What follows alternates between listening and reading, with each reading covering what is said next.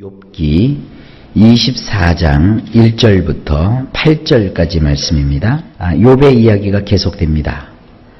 1절을 보시면 어찌하여 전능자는 때를 정해놓지 아니하셨는고 그를 아는 자들이 그의 날을 보지 못하는고. 원문을 보면 이렇습니다. 어찌 전능하신 분께서 시간들을 감추어 두지 않으시겠느냐. 그래서 그분을 안다고 하는 자들이라도 그분의 날을 보지 못하는 것이니라. 우리 성경하고 조금 다른 뉘앙스죠. 원문이 더 중요합니다. 다시 한번 음미해 봅니다. 전능하신 분께서 어찌 시간들을 감추어 두지 않으시겠느냐. 이게 뭐냐면 이 시간은 인생을 살아가는 날수예요. 우리가 인생을 살아간다는 게 뭡니까? 시간을 살아가는 거죠. 하루가 24시간이잖아요. 그 주어진 시간 속에서 우리가 행복을 느끼기도 하고 불행을 느끼기도 한다고요. 그런데 하나님께서는요, 전능하신 분이신데 그분이 이 시간을 감추어 두셨다는 거예요. 하나님이 시간을 감추어 두셨으니까 우리가 인생을 살지만 인생이 이것이 잘 될지 저게 잘 될지 몰라요. 내가 지금 무언가에 열심을 내잖아요. 애를 쓰잖아요. 근데 이것이 잘 될 일인지 안 될 일인지 아시나요? 모르죠. 그 왜 그러냐? 하나님께서 감추어 두셨기 때문이에요. 그래서 인생이라고 하는 것은 전능하신 하나님 앞에서는 보잘것이 없는 거예요. 전능하신 하나님이 모든 걸 다 하시고 모든 걸 다 이끌어 가시고 우리의 기분과 우리의 시간에 맞추시는 것이 아니라 하나님의 때에 맞추어 주시기 때문에 우리는 모르는 거예요. 그래서 세상을 살다 보면 참 많은 일들이 부조리처럼 느껴져요. 이제 욥은 인생을 사는 동안에 우리가 느끼게 되는 여러 가지 부조리한 모습들을 이제 진술하기 시작하는 겁니다. 왜 이렇게 하셨느냐? 그분을 안다고 하는 자들이라도 그분의 날을 보지 못하는 것이다. 그렇게 말하고 있어요. 우리가 하나님을 안다고 해서 세상을 다 아는 거 아닙니다. 하나님의 말씀을 안다고 해서 우리 인생이 다 뻥 뚫리듯 우리가 다 아는 것이 아니에요. 그저 우리는 이것이 잘 되는지 저것이 잘 되는지 내가 하는 이 일이 정말 제대로 된 것인지 아닌지는 우리 인생은 알 길이 없어요. 그래서 우리가 힘쓰는 게 뭐예요? 기도예요. 그죠? 하나님의 인도를 받는 것이죠. 자, 어떤 얘기를 하려고 이렇게 서론을 끝냈느냐? 2절을 봅니다. 어떤 사람은 땅의 경계표를 옮기며 양떼를 빼앗아 기르며. 자, 이제 세상의 부조리한 면들을 욥이 쭉 열거하는 거예요. 사람들은 경계들을 침범하며 자기들이 강탈한 양떼를 자신들이 기르느니라. 이 경계라고 하는 것은 사람마다 자기의 구역이 있잖아요. 영역이 있잖아요. 근데 세상을 보게 되면 그 구역을 침범해요. 그 상대방의 경계 안에 들어가면 안 되는데 그런 게 어디 있나요? 그저 먼저 차지하는 게 임자죠. 남의 것이라도 가서 먼저 말뚝 받고 깃발 꽂는 게 우선이잖아요. 세상은. 그리고 남의 것을 억지로 강탈을 해요. 그 남의 것을 강탈했으니까 하늘에서 뭐 벼락이라도 치고 번개라도 치고 막 그래야 되는데 안 그렇거든요. 남의 것을 뺏어서 마치 자기 것처럼 삼아가지고 자기들이 그 양을 먹이고 기르고 거기서 유익을 받아요. 이 세상이 이렇다는 거예요. 여러분 세상을 사는 동안에 사기치는 사람이 다 감옥 가고 다 무너지고 다 벌 받으면 누가 사기치겠어요. 그런데 사기를 당한 사람은 평생을 가슴 치면서 살고 사기친 사람은 떵떵거리며 살고 이런 것이 세상에 있다고요. 근데 사실은 하나님께서는 그렇게 하면 안 된다는 것을 우리에게 늘 말씀으로 보여주셨어요. 근데 실질적인 삶에서는 어때요? 악하게 사는 사람이 잘 되는 것 같으니까 그런 줄 알고 그런 하나님을 보지 못하면 세상을 쫓아가는 거예요. 예수 믿는 사람이 정직하게 살고 깨끗하게 살고 바르게 사는데 더럽게 살고 악하게 살고 남을 등쳐먹고 살고 막 이런 사람들이 세상에서는 누리고 가지고 잘 되니까 그걸 보고 부러워하는 거예요. 이런 부조리가 세상에 질비하다. 지금 이런 얘기하고 있는 겁니다. 이제 감을 잡으셨을 거예요. 쭉 나갑니다. 3절. 고아의 나귀를 몰아가며 과부의 소를 볼모 잡으며. 원문 이렇습니다. 아비 없는 자들의 당나귀를 그들은 몰고 가며 과부의 황소를 담보물로 삼느니라. 여러분, 아비 없는 자가 얼마나 불쌍해요. 여기 이제 우리 성경 고아라고 했는데, 고아라고 그러면 어미가 없는 또 아비가 없는, 부모가 없는 자를 고아라고 하는데, 성경은 그렇게 어떻게 표현하고 있느냐, 아비 없는 자라고 표현하고 있어요. 아비 없는 자가 참 불쌍하다는 거예요. 왜 아버지가 없어졌을까요? 고대 사회에서는 전쟁을 치르거나 병을 맞이해서 그 병 들면 아버지가 죽는 거예요. 아버지가 죽으니까 가정에 어떠한 그 기둥이 무너진 것과 같은 것이죠. 그러니까 아무도 그를 지켜주거나 돌볼 자가 없는 거예요. 사실은 그 원어적으로 보게 되면 아버지는 지키는 자고 엄마는 돌보는 자거든요. 근데 함께 있어야 되잖아요. 돌보는 것도 누가 지켜줘야 돌보죠. 근데 이제 그 가정에서 아버지가 사라져 버렸으니까 얼마나 그 가정이 힘들어요. 그런데 그 가정을 노리고 들어가서 그 가정에서 키우고 있는 당나귀를 뺏어가 버리고, 그래도 잘 살아요. 뺏긴 사람은 가난해서 가슴 치고 있는데 뺏어간 사람은 잘 된단 말이에요.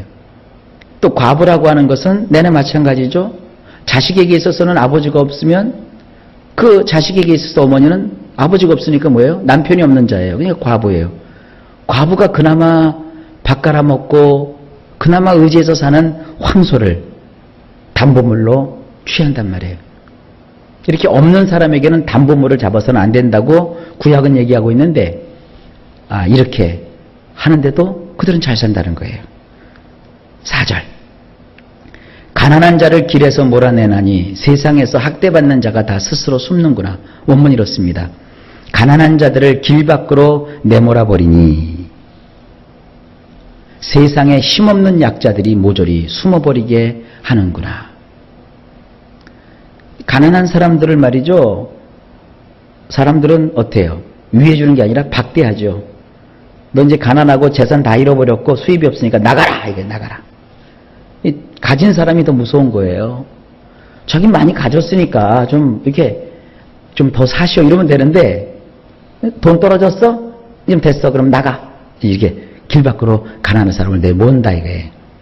그리고 세상에 힘없는 약자들이 그러니까 어떻게 돼요? 모조리 숨어버려요. 왜냐하면 힘있는 사람한테 가서는 친구하자고 그러고 가까이 지내면서 힘없는 사회적인 약자들은 막 포악하고 강압하니까 그 사람들이 다 숨어버리는 거예요. 그런데도 사회가 돌아가는 거예요. 부조리한 것이죠. 5절. 그들은 거친 광야에 들나귀 같아서 나가서 일하며 먹을 것을 부지런히 구하니 빈들이 그들의 자식을 위하여 그에게 음식을 내는구나. 원문이 이렇습니다. 보라, 광야에 있는 들 당나귀 같은 자들을 그들은 밖으로 나가서 활동을 하면서 모기를 찾아 다니나니 대초원에 그의 자녀들을 위한 먹을거리가 있나 보다. 이게 그 광야라고 하는 것은 넓은 벌판이에요. 사막과 같은 그런 지역이고요. 황량한 곳이에요. 그곳에서 막 뛰어다니고 자유롭게 움직이는 그 들 당나귀, 사람에게 길들어지지 않은 들 당나귀, 얼마나 거칠고 험해요. 근데 보면 먹을 것이 하나도 없을 것 같은데 거기서 막 헤매고 다니거든요. 마치 그 대초원에 자기 자녀들을 위한 먹을거리가 거기 있는 것처럼, 먹을거리를 찾는 것처럼 막 그들이 다녀요. 똑같다는 거예요. 불의하고 악한 사람들이 말이죠. 마치 들당나귀처럼 세상 이곳저곳을 막 뛰어다니면서 그냥 다 들쑤셔 놓는 거예요. 이게 세상이라는 거예요. 6절입니다. 밭에서 남의 꼴을 베며 악인이 남겨둔 포도를 따며, 원문이 이렇습니다. 대지에 있는 타인의 꼴을 그들이 거두어들이며 악한 자의 포도원을 그들이 약탈하느니라. 그들이 이제 그 음식이 있는 곳에 가서 음식을 찾아야지, 음식이 없는 그런 가난하고 나약하고 사회적으로 약한 약자들에게 가서 막 이것도 뺏고 저것도 뺏고 막 지금 한단 말이에요. 그들의 삶이 어떠냐 들여다보면 이 대지라고 하는 것은 농사 짓는 땅이거든요. 농사를 어떤 사람이 지어놨어요. 그러면 그냥 그 사람이 지어먹고 그 사람이 살아야 되는데, 이런 들당나귀와 같은 약탈자가 가갖고 다른 사람이 농사 짓는 것을 다 거두어들이고 말이죠. 그거 아니면은 먹고 살 것이 없는 것처럼 와서 다 뺏어버리고. 그리고 포도원도 말이죠. 이게 뭐 자기가 경작해서 포도를 하는 게 아니라 그것도 악한 자들이 다 휩쓸고 지나간 그 포도원. 생각해 보세요. 악한 자들이 휩쓸고 지나갔으니까 포도원에 남을 게 있어요, 없어요? 없는데 다 뺏기고 다 잃어버리고 사기도 당하고 다 놓쳐버린 사람 집에 가갖고는 그냥 다 숟가락까지 젓가락까지 다 약탈해 가는 거예요. 이런 뜻이에요. 그러니까 세상이 이렇다는 거예요. 다 뺏기고 다 잃어버린 사람은 아이고 불쌍해, 뺏겼냐? 그죠? 불쌍히 좀 여겨줘야 되는데 이왕 뺏겼으니까 그냥 싹 다 긁어버린다고요. 가끔 여러분 드라마 같은 거 보면 어느 집이 이제 사업이 망했어요. 부도가 났어요. 차 앞딱지가 다 붙어버렸어요. 그래도 가가지고 그냥 다 뒤져갖고 사람들이 그냥 하나도 안 넘기고 다 뺏어가 버리잖아요. 원래 그래서 하나님의 백성들은요, 뺏어가도요, 그 사람이 먹을 것은 남겨놓고 뺏어가거든요. 근데 막 다 휩쓸어가 버리잖아요. 이런 것이 세상이라는 거예요. 참 부조리하다. 7절. 의복이 없어 벗은 몸으로 밤을 지내며 추워도 덮을 것이 없으며. 원문을 보면 이렇습니다. 외투가 헤어져서 벗은 채로 그들은 밤을 보내니 그 추위에도 덮을 것이 없느니라. 이것도 긍정적으로 풀이할 수도 있고 부정적으로 풀이할 수도 있어요. 근데 글자 그대로 한번 생각을 해봅시다. 어떤 사람이 외투를 입고 있는데 그 외투라고 하는 것은 우리 식으로 말하면은 그 오버코트예요. 오버코트를 입었는데 그게 다 헤어져 버렸어요. 다 헤어졌으니 뭐 구멍 숭숭 났죠. 뭐 가려질 때가 가려지지 않았죠. 헛개비죠 뭐. 그것이 헤어졌기 때문에 밤에 잠을 자야 되는데 얼마나 추운지 벗은 채로 그들은 밤을 지새워야 돼요. 그리고 그 추운데도 덮을 것이 없어요. 이 두 가지입니다. 우선 긍정적으로 해석하면 이렇습니다. 그 약탈자들에게 약탈당한 사람의 불쌍한 모습으로 우리가 이렇게 생각해 볼 수도 있고요. 반대로 남의 것을 빼앗아서 남을 아주 어렵게 하고 힘들게 하는 사람의 인생도 바로 이렇다는 거예요. 남의 것을 뺏어서 외투로 삼았지만 사실 그것은 다 헤어진 외투예요. 그거 자기도 입지도 못할 건데 그냥 그 주인이 그냥 그거 덮고 자는데 그거 다 뺏어서 자기가 덮을 거냐 이거예요. 덮지도 않으면서 자기는 쓰지도 못할 거면서 다 뺏고 다 뺏어서 자기가 그거를 취하고 남도 헐벗고 자기 자신도 편치 못하고 이렇게 인생은 이상하고 부조리한 것으로 가득 차다. 이 부정적으로 우리가 해석할 수도 있어요. 자, 또 넘어갑시다. 마지막 오늘 8절. 산중에서 만난 소나기에 젖으며 가릴 것이 없어 바위를 안고 있느니라. 원문이 이렇습니다. 높고 큰 산들에 내린 많은 비로 그들은 흠뻑 젖으며 피할 것이 쓸려버려 바위를 부둥켜 앉는도다. 이것도 역시 긍정적으로 해석할 수도 있고 부정적으로 해석할 수도 있어요. 사회적 약자의 입장에서 이것을 해석하면 다 뺏기고 잃어버린 사람은 말이죠. 이제 살 집이 없으니까 어디로 피하였으며 산속에 들어가 있다고요. 근데 거기서도 비가 또 마침 내렸네요. 비가 내렸는데 조금 내린 게 아니라 엄청나게 내려서 홍수가 다 져버렸어요. 그러니까 어디 피할 데가 없으니까 흠뻑 젖어버렸다고요. 그 피할 데가 없어요. 피할 곳이 있는가 했더니 거기도 물로 다 휩쓸려 내려가 버렸으니까 이제 휩쓸리지 않는 바위에 가서 아마 이 바위 밑에 가서 이렇게 와들와들 떨고 있는 거예요. 누가? 사회적 약자가. 이런 게 세상이라는 거예요.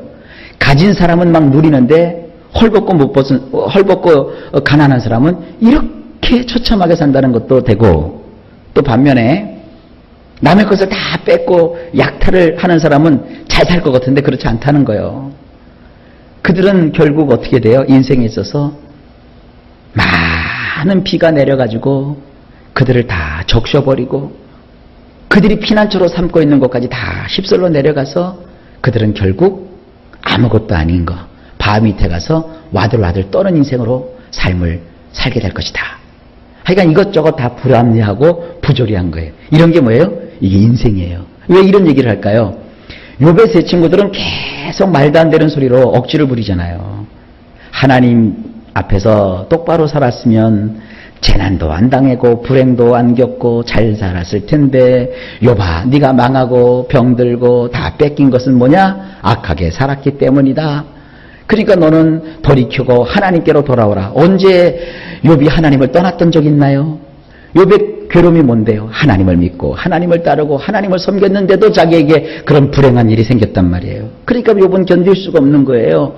그러면서 욥이 발견한 것이 뭐냐? 그렇다. 인간 사는 세상은 부조리가 가득하다. 불합리가 가득하다. 그러니 나는 이 인생을 어떻게 이해해야 될지 모르겠다. 저도 그렇고 여러분도 그렇고 궁금하지 않으십니까? 그래서 욥기를 보는 거예요. 욥기를 끝까지 쭉 보게 되면 과연 인생이라 이런 거구나 하는 것을 우리가 느낄 수 있습니다.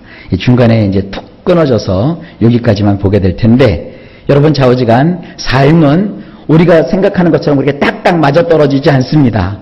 부조리합니다. 그렇다고 해서 우리가 신앙의 종로를 저버리면 안 됩니다.